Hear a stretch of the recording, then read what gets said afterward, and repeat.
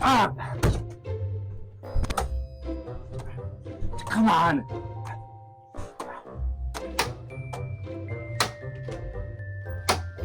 Whoa, John, what's all the commotion about? I'm debugging. After I'm done, there won't be any bugs left. Hold on, that's not how that works. Here, come with me. I'll show you the ropes. Come on. This way.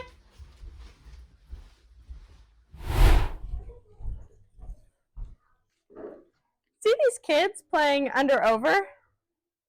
Picture them as lines of code in a program. But there's a problem. Do you see it? Yeah, the one kid keeps bringing the ball up too early, and the kids in the back can't play. Exactly. So that kid is like a bug in a program. Debugging is like the process of helping that kid be able to work with the rest of the code. Let's start by explaining what debugging is and the kind of tools that we have to help us with it.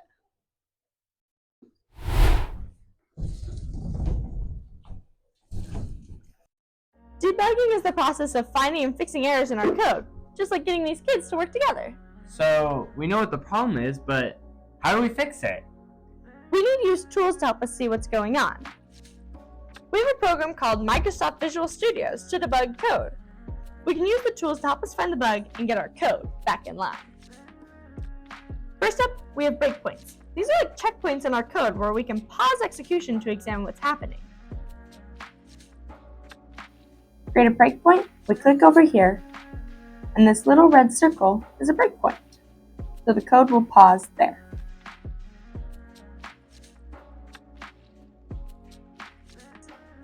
Wow, that's handy. Yeah, and now we know the problem happens within this breakpoint. Next, we have watch windows. This lets us keep an eye on specific variables as we step through our code.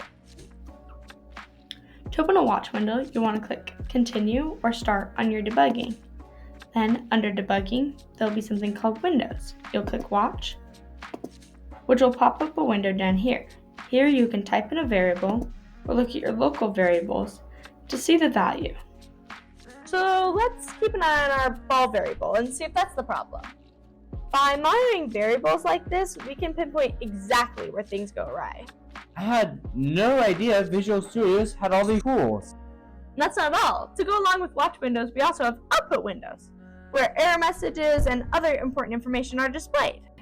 Under Debug in Windows, we can see right here, Output. It'll then pop up down here, our window. Error messages are like clues left behind by the bugs to guide us towards the source of the problem. It's like solving a mystery. Exactly. And with these tools at our disposal, we can tackle any bug that comes our way. I think I got it. Let me give it a try. Look, Randy! With breakpoints, we found where the problem was in the code. And then by looking at the variables through the watch windows and paying attention to the error messages, I figured out that moving this kid's position would fix the problem. And it worked! It's like orchestrating a symphony of code. Precisely, John! Now let's recap how we did it. So, first, we identified the bug by finding where the ball was stopping. Then we utilized our debugging tools, breakpoints, watch windows, output windows, and error messages. Finally, I made a targeted change to the code and tested it to ensure it functions correctly. Well articulated, John! You've really mastered the art of debugging!